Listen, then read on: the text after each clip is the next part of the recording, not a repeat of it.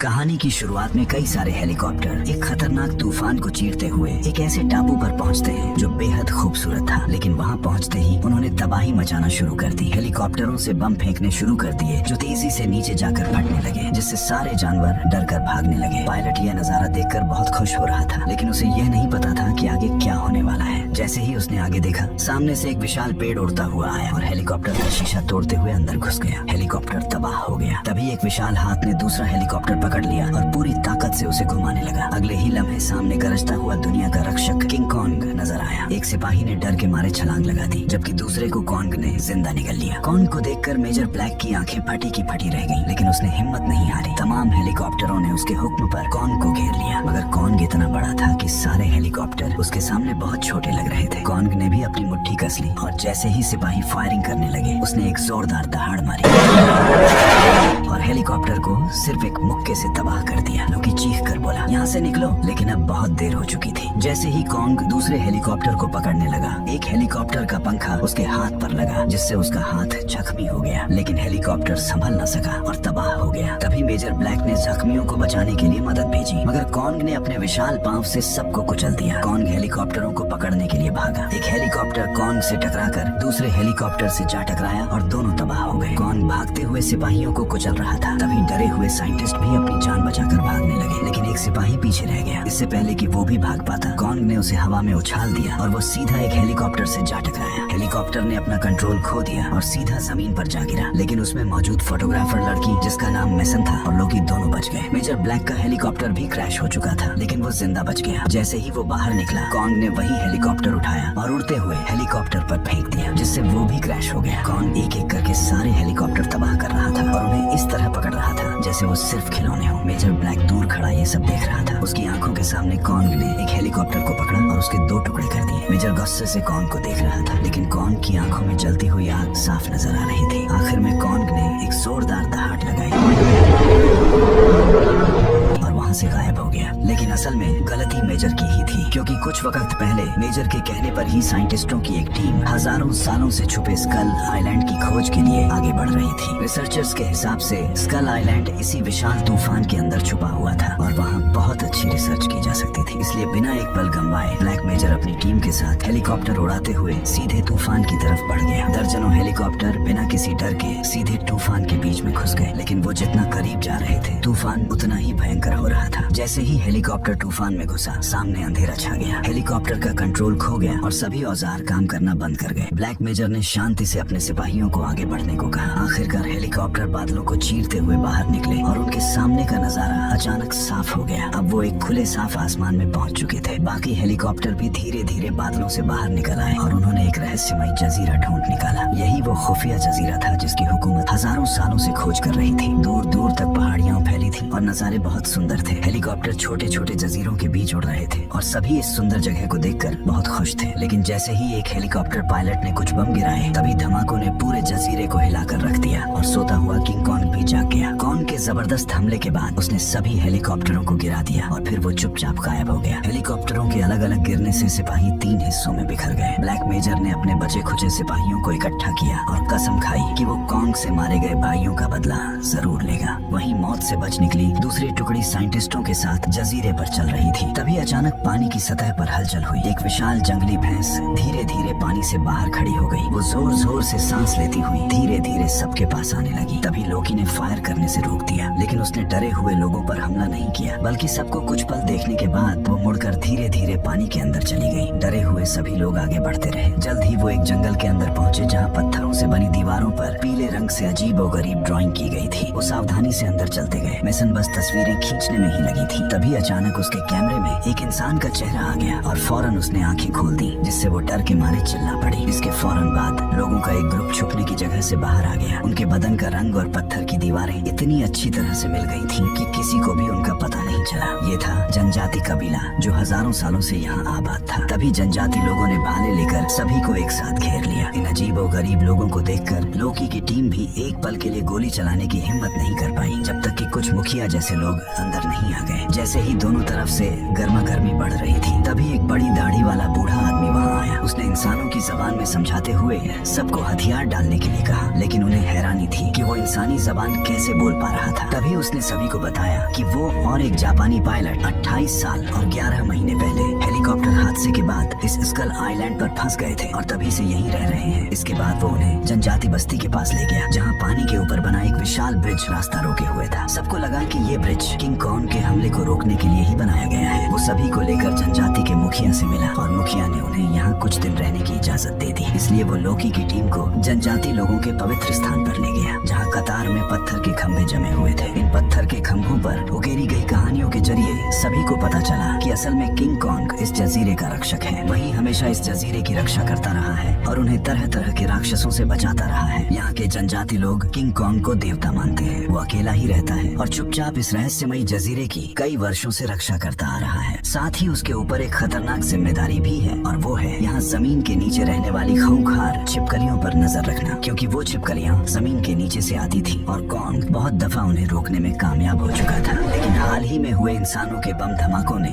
जमीन के नीचे सो रही उन छिपकलियों को जगा दिया था और जल्द ही वो इस जजीरे के लिए खतरा बनने वाली थी। वहीं लोकी और उसकी टीम को जल्द से जल्द अपने बिछड़े साथियों के पास पहुंचना था। इसलिए दाढ़ी वाला आदमी उन्हें हेलीकॉप्टर से बने जहाज के पास ले गया, लेकिन मेसन फोटोग्राफी में मगन थी। उसने दीवार के बाहर आवाज सुनी और उन ऊंची कांटों वाली दीवार के पार गई जो उन छिपकलियों से बचाव के लिए बनी थी। उसने देखा कि एक बड़ी भैंस एक हेलीकॉप्टर के नीचे दबी हुई है और दर्द से तड़प रही है। वो भैंस के पास गई। उसने हेलीकॉप्टर को हटाने की कोशिश की ताकि उस बेचारी भैंस को बचा सके, पर उसे नहीं पता था कि वो हेलीकॉप्टर हिला भी नहीं पाएगी। जैसे ही वो जोर लगा रही थी, अचानक हेलीकॉप्टर ऊपर उठ गया। मेसन ने हैरान होकर ऊपर देखा। भैंस अब आसानी से खड़ी हो चुकी थी। जिस हेलीकॉप्टर को वो अपनी पूरी ताकत से भी नहीं हिला पाई थी, वो अब किंग कॉन्ग के हाथ में था। वो बस यूं ही खड़ा था, गोया कोई विशाल पर्वत हो। ब्लैक मेजर सिपाहियों के साथ आगे बढ़ता रहा। वो एक दलदली इलाके से गुजरे। तभी उसने देखा कि सामने एक पेड़ पर एक अजीब सी चिड़िया बैठी है। वो बिल्कुल उड़ने वाले डायनासोर की तरह लग रही थी। जब उसने उस चिड़िया का चेहरा ठीक से देखा, तभी उसने उसे गोली मार दी। जैसे ही गोली की आवाज गूंजी, पूरे पेड़ की सारी चिड़ियां डर कर उड़ गईं और काले बादलों की तरह पूरे आसमान में छा गई। अब सिर्फ जमीन ही दुश्मन नहीं थी, आसमान भी दुश्मनों से घिर गया था। तभी एक और दुर्घटना हो गई। जब एक सिपाही सर उठाकर पानी पी रहा था, तभी अचानक उसकी आंखें फटी की फटी रह गईं और उसकी पानी की बोतल जमीन पर गिर गई। सबके पीछे मुड़ते ही एक बांस सीधा उसके मुंह के आर पार निकल गया। असल में ये कोई सादा बांस नहीं था, बल्कि बांस जैसी लंबी टांगों वाली एक विशाल मकड़ी थी। जैसे ही मकड़ी ने पांव खींचा, तभी सबको असलियत पता चली, पर तब तक देर हो चुकी थी। सिपाहियों की गोलियों से बचने के लिए मकड़ी ने अपनी जबान से एक सिपाही को ऊपर खींच लिया। पास खड़े साथी अपने ही आदमी को गोली लगने के डर से कुछ भी नहीं कर सके। सिपाही ने घबराकर चाकू से जबान काटी और सबने फौरन तलवारें निकालकर मकड़ी की टांगों पर वार करना शुरू किया। जख्मी मकड़ी लड़खड़ाते हुए जबान को जल्दी जल्दी खींचने लगी। तभी सिपाही ने जबान काटकर खुद को छुड़ा लिया। ब्लैक मेजर ने फौरन मकड़ी पर फायरिंग का हुक्म दिया। सभी के एक साथ हमले के सबब बड़ी मकड़ी का सीना गोलियों से छलनी हो गया और उसका विशाल जिस्म अचानक नीचे गिर पड़ा। लेकिन मकड़ी अभी पूरी तरह मरी नहीं थी, इसलिए ब्लैक मेजर ने अपनी पिस्तौल निकालकर उसे हमेशा के लिए सुला दिया। इधर एक बिछड़ा हुआ सिपाही जिसका नाम चैपमैन था, वो नदी में अपना चेहरा धो रहा था। तभी उसने अचानक एक आवाज सुनी और किंग कॉन्ग बिना किसी चेतावनी के उसके सामने आ गया। उस विशाल जानवर को देखकर सिपाही बुरी तरह घबरा गया। किंग कॉन्ग ने धीरे धीरे अपना विशाल सर घुमाया और किनारे की तरफ बढ़ने लगा। सिपाही डर के मारे फौरन पलटा और एक बड़े पत्थर के पीछे छिप गया, क्योंकि उसे लग रहा था कि कॉन्ग उसके पीछे आ रहा है। लेकिन कॉन्ग खुद एक खतरे में फंसने वाला था। साफ था कि किंग कॉन्ग को इस छोटे से इंसान से कोई दुश्मनी नहीं थी। उसने अपनी लड़ाई में घायल हुई बांह को छुआ, फिर धीरे धीरे पानी में बैठ गया। सिपाही ने चुपके से देखा कि कॉन्ग की चोट काफी गहरी है। उसने अपनी बाजू को हिलाने की कोशिश की, पर चेहरे पर दर्द साफ दिखाई दे रहा था। फिर उसने एक मुट्ठी पानी उठाकर पी लिया, लेकिन तभी अचानक कॉन्ग को कुछ दिख गया। उसने पानी से एक गुलाबी रंग का ऑक्टोपस झट से पकड़ लिया। यह ऑक्टोपस वाकई काफी बड़ा था, लेकिन उसने कॉन्ग को कंफ्यूज देखकर फौरन अपनी भुजाएं फैला ली और मौका पाते ही किंग कॉन्ग को कसकर जकड़ लिया, गोया वो उसे यहीं खत्म करना चाहता हो। तभी कॉन्ग ने उसकी पकड़ छुड़ाकर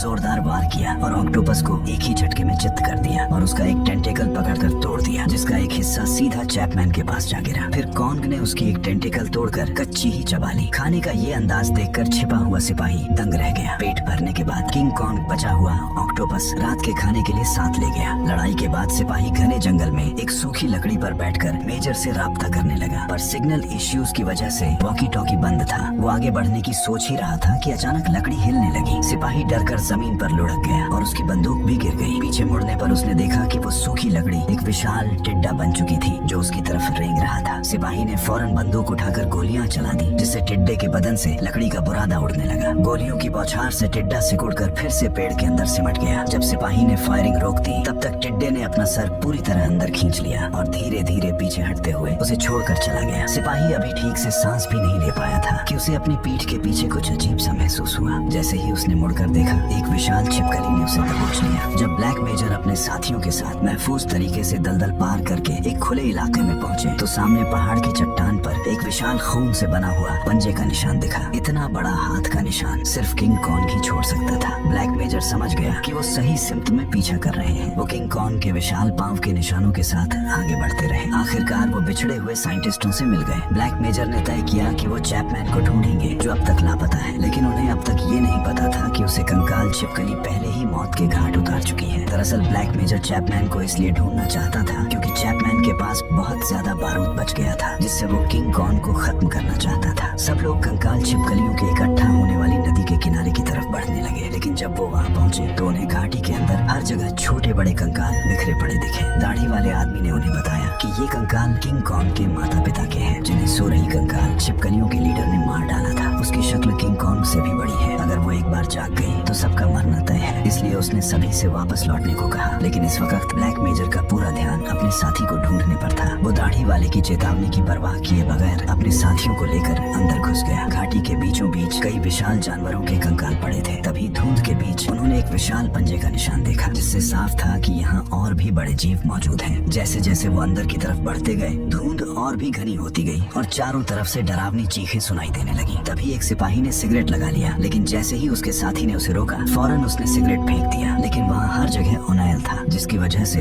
आग का एक धमाका हुआ। भागते हुए सभी लोग घबराकर आसपास की विशाल हड्डियों के पीछे छिपकर कांपने लगे। तभी एक बड़ी कंकाल जैसी छिपकली धूप से बाहर रेंगती हुई आई। वो अपनी लंबी जबान बाहर निकालकर शिकार की तलाश करने लगी। असल में यही वो किंग कॉन्ग के शेप जितनी बड़ी छिपकली थी जो कॉन्ग के पीछे लगी हुई थी। जब सभी लोग चट्टान के पीछे छिपे हुए थे, तभी उस कंकाल छिपकली ने एक ताजा इंसानी कंकाल उगल दिया। उस पर लगे नाम के टैग पर चैपमैन लिखा था, जिसे वो ढूंढ रहे थे। जब सब लोग धुंध का फायदा उठाकर चुपके से छिपकली से बचकर निकलने लगे, तभी उसने इंसानी बू पाते ही एक को अपना शिकार बना लिया। सबने कंकाल छिपकली पर फायरिंग शुरू कर दी, पर वो शिकार निकलकर भाग गई। मेजर ने मशीन गन तैयार करने का हुक्म दिया और सिपाही तैयार हो गए। सब डरते हुए उसके लौटने का इंतजार करने लगे। दाढ़ी वाले ने खतरा भांपकर फौरन तलवार उठा ली और तभी छिपकली उस पर झपट पड़ी। आदमी ने एक बार में छिपकली का पांव काट दिया, पर उसकी रफ्तार अभी भी नहीं थमी और उसने मशीन गन पकड़े सिपाही पर हमला कर दिया। सर की टक्कर से सिपाही हवा में उड़ गया और छिपकली ने जबान से लपेटकर उसे निगल लिया। अब उसका अगला निशाना मैसन थी। घबराहट में वो तेजी से जान बचाकर भागने लगी और हड्डियों के नीचे छिप गई। तभी ब्लैक मेजर ने छिपकली पर आग उगलने का हुक्म दिया और लपटों ने उसे एक पल में घेर लिया। मौका पाते ही लड़की आखिरकार वहाँ से भाग निकली। जलती कंकाल छिपकली ने दुम झटक कर एक सिपाही को दूर फेंक दिया। वो हवा में उछलकर किंग कॉन्ग की खोपड़ी से टकराया और ग्रेनेड फटते ही धमाका हो गया। तभी गैस का गोला फटा और जहरीली गैस फैलते ही दहशत मच गई। इतने में ही कुछ जानलेवा परिंदे भी वहाँ आ गए। उनके हमलों से सबकी हालत खराब हो गई, जिससे कंकाल छिपकली को उन पर हमला करने का अच्छा मौका मिल गया। लड़ाई के बीच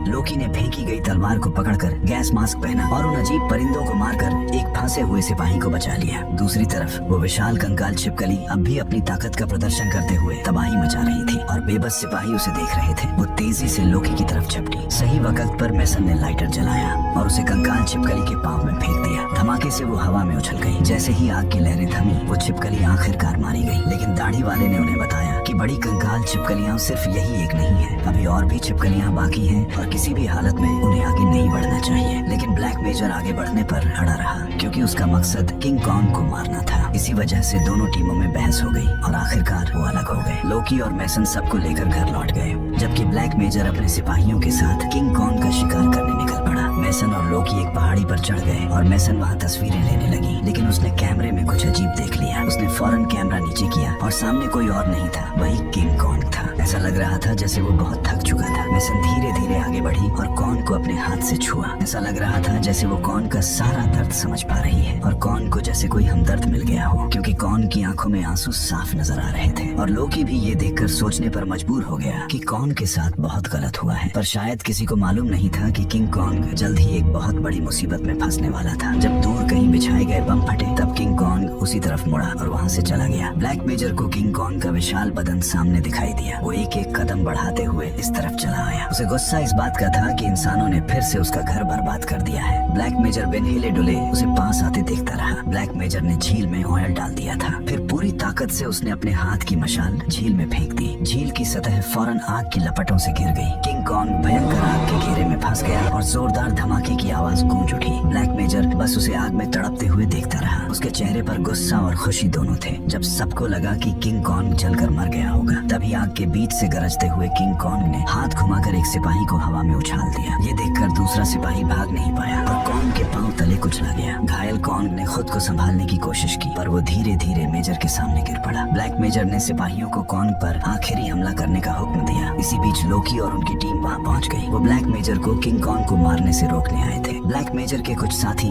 जो किंग कॉन्ग को मारना नहीं चाहते थे अब लोकी के साथ हो गए। तभी झील की सतह से एक तेज आवाज आई और 40 मीटर से भी लंबी एक विशाल कंकाल छिपकली जाहिर हो गई। उसने अपना बदन मरोड़ा, सर उठाया और जोरदार दहाड़ लगाई। सब फौरन भागने लगे। कोई रुकने की हिम्मत नहीं कर रहा था लेकिन ब्लैक मेजर उस जीव को घूरता रहा और बिल्कुल नहीं हिला क्योंकि वो अब भी उस किंग कॉन्ग के बारे में सोच रहा था जिसे वो मार नहीं पाया था। किंग कॉन्ग मुश्किल से उठ खड़ा हुआ और कंकाल छिपकली के साथ लड़ने लगा लेकिन उसकी चोटें इतनी गहरी थी कि वो ज्यादा देर तक टिक नहीं पाया। जान बचाने के लिए लोकी और उसकी टीम लगातार भागते रहे। सुबह होते होते सभी लोग छोटे जजीरे के किनारे तक पहुंच चुके थे और कंकाल छिपकली भी उनके करीब आ गई थी। तभी एक सिपाही ने अपने हाथ से ग्रेनेड का पिन निकाला, दोनों हाथ ऊपर उठाए और उस विशाल राक्षस की तरफ दौड़ पड़ा। कंकाल छिपकली ने बस हल्के से अपनी दुम हिलाई जिससे वो सिपाही दूर चट्टान की तरफ जा गिरा। इसके बाद वो उन लोगों की तरफ बढ़ने लगी जो अभी भी पानी में जान बचाकर भाग रहे थे। ऐसा लग रहा था कि वो वहीं मारे जाएंगे। तभी किंग कॉन्ग आसमान से आ गिरा और एक पत्थर से छिपकली को जमीन पर पटक दिया। सबने इसी मौके का फायदा उठाया और पलटकर भागने लगे। इस वक्त किंग कॉन्ग बहुत कमजोर था। वो कंकाल छिपकली के हमलों से खुद को मुश्किल से बचा पा रहा था। पलटवार करने की उसमें ताकत नहीं थी। कुछ ही देर में कंकाल छिपकली ने उसकी गर्दन कसकर जकड़ ली। तभी कॉन्ग ने पूरी ताकत लगाकर अपने दोनों हाथों से कंकाल छिपकली के जबड़े को पकड़ लिया। वो उसका जबड़ा फाड़ना चाहता था पर ताकत कम थी। उसने उसका सर चट्टान पर दे मारा। जब उसने दोबारा वार किया तो वो खाली चला गया। छिपकली ने फिर कॉन्ग का हाथ काटकर उसे नीचे गिरा दिया। दोनों पानी में लौटने लगे। कुछ देर बाद दोनों बराबरी पर आ गए। कॉन्ग ने एक पेड़ उठाकर उसकी शाखें हटाई और उसे लाठी बना लिया। वो दहाड़ते हुए छिपकली की तरफ दौड़ा और उसके सर पर वार कर दिया। छिपकली जमीन पर गिर पड़ी लेकिन फिर से उठ खड़ी हुई। इस बार कॉन्ग ने उसका गला पकड़ लिया। छिपकली ने अपनी दुम से कॉन्ग को जकड़कर खींचा जिससे वो हवा में उड़कर किनारे की टूटी हुई नाव पर जा गिरा। जब कॉन्ग उठने की कोशिश कर रहा था तभी उसे पता चला कि वो जंजीरों में जकड़ा हुआ है। कंकाल छिपकली सामने आ गई। उसने कॉन्ग को पंजों में दबोच लिया और उसका सर धड़ से अलग करने के लिए आगे बढ़ने लगी। तभी उस पर गोलियों की बौछार शुरू हो गई। असल में भागते लोग जहाज से गोलियां चला रहे थे। मशीन गन की फायरिंग ने कंकाल छिपकली का ध्यान खींच लिया। उसने कॉन्ग को छोड़ दिया और इंसानों की तरफ रेंगने लगी। कॉन्ग जंजीरों से छूटने की कोशिश कर रहा था पर वो और कस रही थी। छिपकली इंसानों के करीब पहुंचने वाली थी। तभी कॉन्ग ने पूरी ताकत लगाकर जंजीरें तोड़ दी। इसी वक्त जहाज पर लगी मशीन गन भी जाम हो गई। ऐसे में मेसन ने पहाड़ी की छोटी सी कंकाल छिपकली की तरफ एक सिग्नल फ्लेयर चलाया जो उसके सर पर जा लगा। इससे उसकी रफ्तार थोड़ी रुक गई और सबको मशीन गन ठीक करने का मौका मिल गया। मशीन गन फिर से कंकाल छिपकली पर फायर करने लगी। कॉन्ग ने देखा कि लोहे की जंजीर के सिरे पर एक विशाल पंखा लिपटा हुआ है। पतलू की तरह किंग कॉन्ग को भी फौरन एक आइडिया आया। उसने जंजीर खींचते हुए पंखा घुमाया और छिपकली की तरफ दौड़ पड़ा। पंखा ठीक उसकी पीठ पर जा लगा और कंकाल छिपकली जमीन पर गिर पड़ी। पंखा उसके बदन के अंदर तक धंस गया। फिर कॉन्ग ने जंजीर से उसका सर लपेटा और जोर से जमीन पर दे मारा। फिर दुम पकड़कर उसे चट्टान पर पटक दिया जिससे वो वहीं चित्त हो गई। खत्म, बाय बाय, गया। लेकिन इसी झटके से मेसन भी पहाड़ से सीधे पानी में जा गिरी। किंग कॉन्ग ने बिना एक पल गंवाए मेसन को सही सलामत पानी से बाहर निकाल लिया। जब वो उसे देख रहा था कॉन्ग को मेसन से प्यार नहीं हुआ भैया। तभी छिपकली ने फिर हमला कर दिया। इतनी गहरी चोट के बाद भी वो लड़ने को तैयार थी। हमले से कॉन्ग गिर पड़ा लेकिन हाथ में लड़की होने के सबब वो एक हाथ से ही उसे रोकता रहा क्योंकि किंग कॉन्ग भी लड़की को हाथ से नहीं जाने दे रहा था। छिपकली ने अपनी जबान से कॉन्ग का हाथ जकड़ लिया। तभी कॉन्ग ने उसकी जबान पकड़कर जोर से खींची और अपना हाथ उसके मुंह में डाल दिया। मैसन अभी भी कॉन्ग के हाथ में थी और सोच रही थी कैसे कैसे लोग रहते हैं यार यहाँ। तभी कॉन्ग ने जबान की जड़ को कसकर थामा और पूरी ताकत से उसे बाहर खींच लिया, जिससे आखिरकार छिपकली सचमुच मर गई। किंग कॉन्ग ने उसकी लाश को एक तरफ फेंक दिया और सावधानी से अपनी हथेली खोली, जिसमें मैसन अब भी महफूज लेटी हुई थी। उसने उसे धीरे से नीचे रखा और दूर की तरफ चल पड़ा। लोकी और मैसन बस उसे दूर जाते हुए देखते रहे। जल्द ही सभी इंसान इस जजीरे से चले गए, लेकिन किंग कॉन्ग अब भी इस जजीरे की रक्षा करता है। सब लोग वापस धरती पर पहुंच गए। दाढ़ी वाला कैप्टन 28 साल बाद अपने शहर वापस गया और हाथ में एक गुलदस्ता लिए अपने घर पहुंचा और दस्तक देने लगा। दरवाजा खुलते ही सामने उसका बेटा था, जिसे देखकर खुशी से उसकी आंखों में आंसू आ गए और कैप्टन अपनी पत्नी को देखकर रोने लगा। उसकी पत्नी ने जोर से उसे गले लगाया। ये एक बहुत ही इमोशनल लम्हा था, जिससे मेरी आंखों में भी आंसू आ गए, क्योंकि मेरी तो पत्नी ही नहीं है।